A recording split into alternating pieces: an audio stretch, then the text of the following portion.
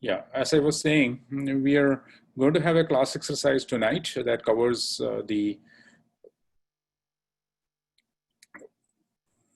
4 patterns: iterator, adapter, singleton, mediator. And there are a couple of questions on design patterns in general.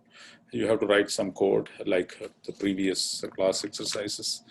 And next week, we have the first exam. I have posted a short document on D2L under exams. Please take a look at it. And the entire evening next week would be devoted for the exam. We'll start the proceedings at 6. I'll probably have a few comments to make regarding the exam. Then I will let you access the exam, and it will be due in 3 hours after we start. There will be some lecture material which you need to watch. You don't have to watch it before the exam, but you should watch it at some point in time.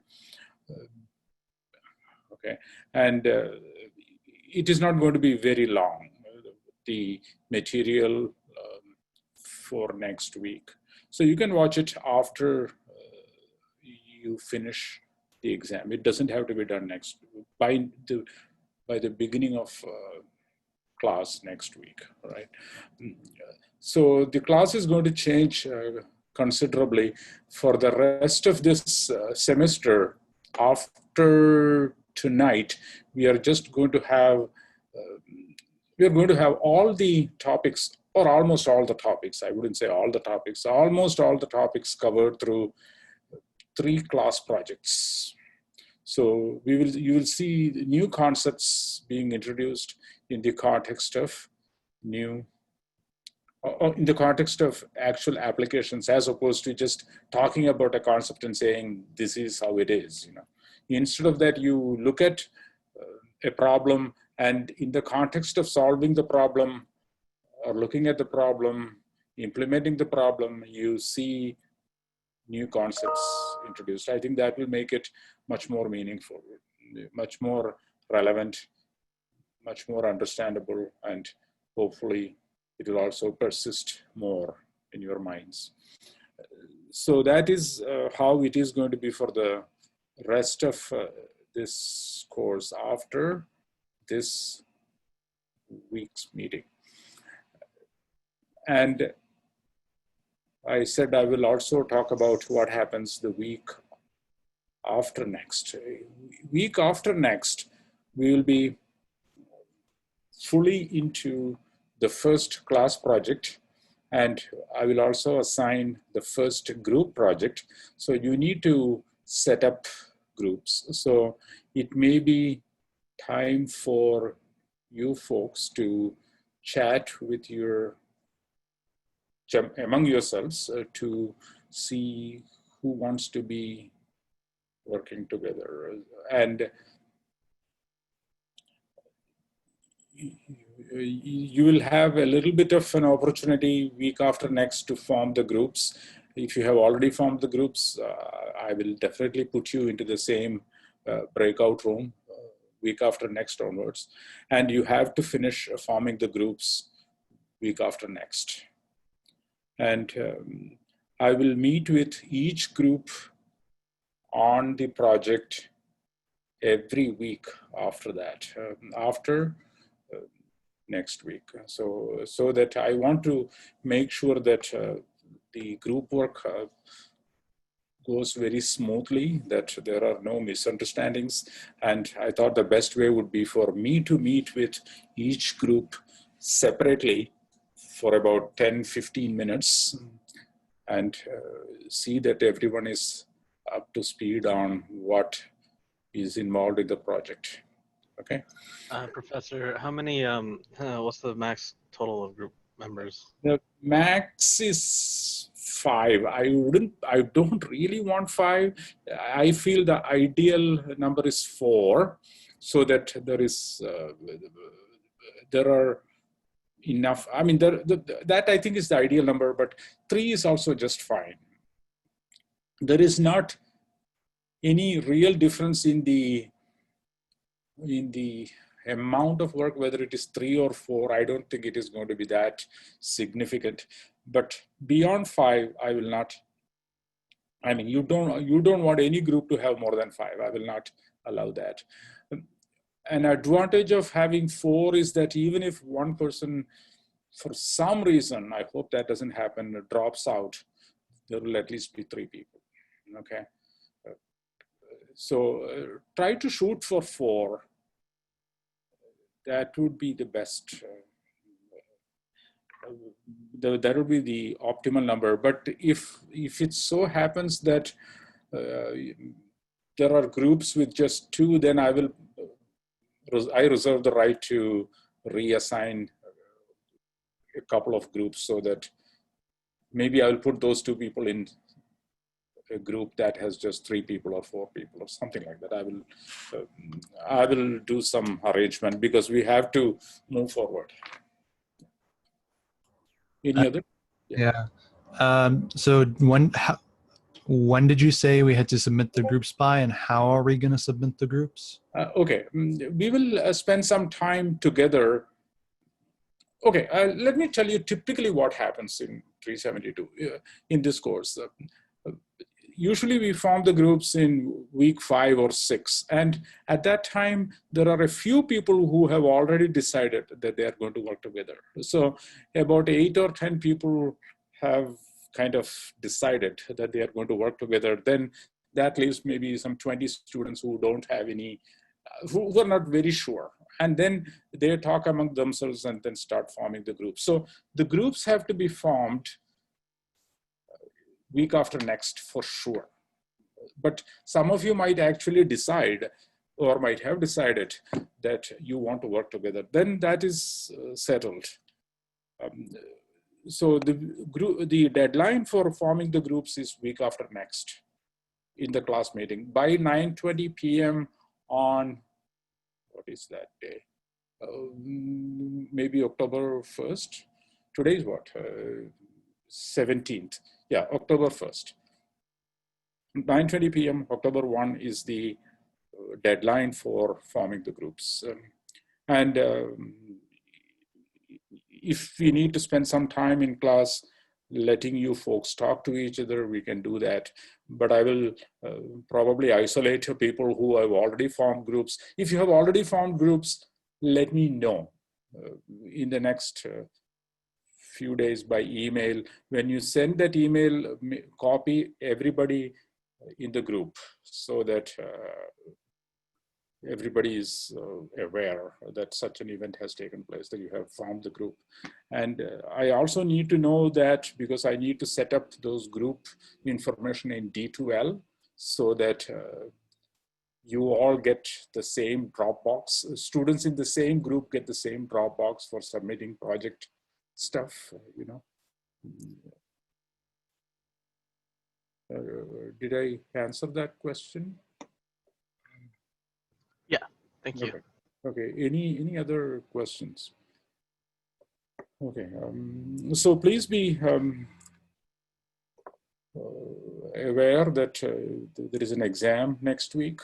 It is going to cover everything from lectures 1 through whatever we are covering tonight.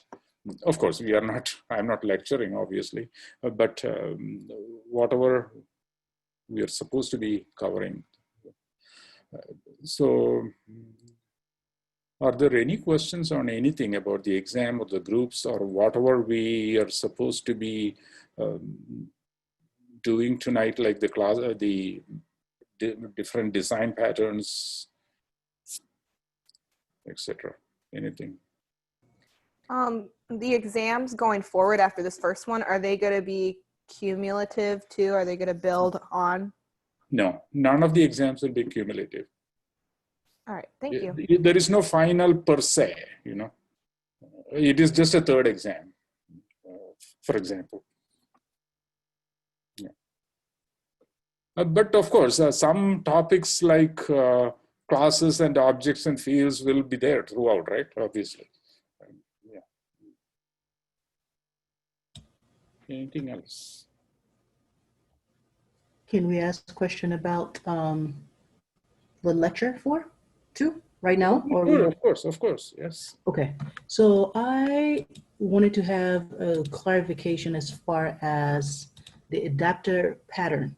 Okay. So I know we have two forms of it, the object adapter and the class adapter. Correct. One has a reference to an adaptee and the other one extends Yeah. an adaptee. Mm-hmm. So about the object class, when you have an interface that you are going to be implementing as part of your adapter class, Mm-hmm.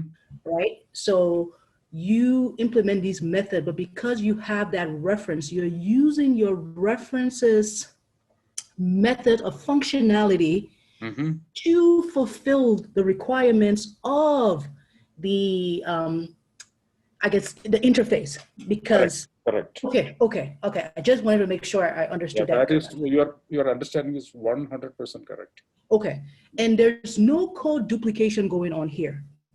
No code duplication. No, you are basically calling one or more methods of the adaptee and then maybe adding a little bit of your own code to massage things so that everything is in the right way, you know. Okay. Yeah. But There you is no keep, you code keep the methods the same from the interface. You don't change it. You're just in the implementation is where you get creative. Yes. Okay. Yeah. That is exactly correct. And we have the third individual assignment on adapters, and I was getting sick of all the homework assignments I've been giving in the past, so I invented a new one. And this asks you to create a few classes. One is a polygon class, then use it as an adaptee for creating a rectangle class, and using the rectangle as an adaptee for a square class. So there are no interfaces to be implemented, but the requirement is all there in a super class called shape. So there is a super class called shape, which you have to implement, which you have to extend. What am I saying? So the functionality is kind of specified by the abstract class as opposed to an interface. And you are going to extend it to form a polygon. And similar functionality has to be implemented in rectangle because they're all shapes, right? So the rectangle is going to use the polygon as an adaptee to do its work. A polygon can have any number of sides, but a rectangle only has, as we all know, just 4 sides, and they're all like each side is perpendicular to the other that it is touching. Then the square class again has this kind of functionality that a polygon or a rectangle has, but it uses the rectangle as an adaptee. So you're not going to see an interface that you need to implement explicitly. It is kind of known, you know, what you are supposed to be implementing. In fact, if you look at the assignment handout, it lays out the steps that you need to take. So follow those steps, follow the constraints. One place where you need to think a little bit is the constructor of rectangle. The constructor of rectangle is going to be quite lengthy. Unlike the typical constructor that you write for most classes, right? They are usually very short, direct assignments. Here, you are given the opposite corners of a rectangle, and you need to figure out the other corners. So there are different possibilities. It's not a trivial piece of code. That it's not difficult code, but it is not something that you can write in 5 minutes. You'll have to kind of see, okay, what are the 2 coordinates that I'm given? then, or the two endpoints that I'm given, then how do I generate the other two? And there are silly or bad arguments. You can have the opposite corners in a straight line, then it is not a rectangle. So you should throw an exception in such cases. Similarly for square, you should ensure that the two opposite corners are truly opposite corners of a square. So those are the tricky things in this assignment. So take a look at the assignment as soon as possible. I think trying to implement that now before the first exam is going to be beneficial, because you would have solidified your knowledge of adapters a little more. So that would help you in the exam as well. So I would really encourage you to seriously attempt assignment for right now, because that would be part of your studying for the exam. Okay. So that is my suggestion to you, but everyone works differently. So I'm not insisting on it, you're doing it, but if I were in your shoes, I would definitely try it. Any other questions? All right, in case- I have a question about singleton. Yeah, sure. Okay. So you gave an example where you had a class B and a class D, right? And you had at some point in time where you got to a point you had a protected method, but that still failed because it was checking to see if there's an instance, and because an instance would have existed, it just threw an exception? Or is it because there was no differential in terms of a constructor that could create that object? It just says, hey, I check, you are trying to create, like D, okay. D being a subclass of B, trying to create, you know, an object, yeah. And then it failed because it threw an exception. Yeah, it is a little more tricky than that. Let me share the screen. Okay. Okay, give me a second. Thank you. Yeah.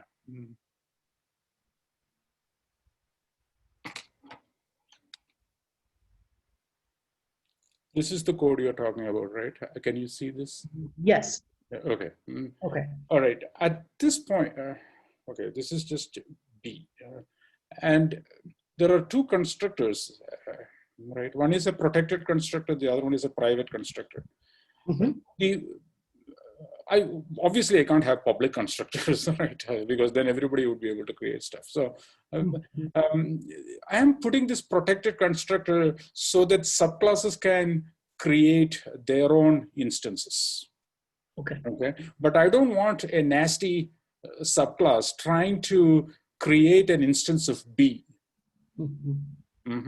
You see what I'm saying? If I have a public class, let me not say D, maybe let me say the subclass is X. The reason being, some people get confused between my B's and D's. So I'm going to say the subclass is X. So okay. Public class X extends B. Okay. Yep. And then that class, if it says it has a constructor private X, that would be able to instantiate this B part, because this is protected, it is accessible in the subclass, so everything goes fine.